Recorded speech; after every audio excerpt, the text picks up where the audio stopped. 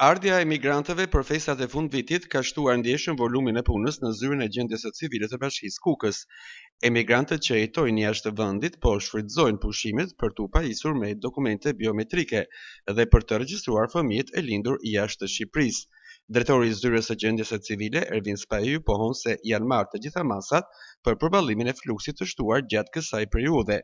Si çdo vit tjetër, zyra e gjendjes civile e planifikojmë pjesën e festave të fundvitit që shtohet numri i emigrantëve, njëkohësisht kryen edhe shërbimet në zyrën e gjendjes civile, siç janë lindjet që ke parasysh mund të vinë për pushime dhe kryen edhe njëkohësisht regjistrimin e fëmijëve, plotësohet pajisje me dokumenta biometrik, që është me një kohë pak më të ulët se në vendin ku jetojnë. Domethënë zyra e gjendjes civile është e gatshme me stafin përkatës janë reduktuar lejet për shkak se shtohet fluksi i emigrantëve që ta përballojmë këtë situatë. Kështu është situata tepër e menaxhueshme e përballueshme për punëtorët e gjendjes civile.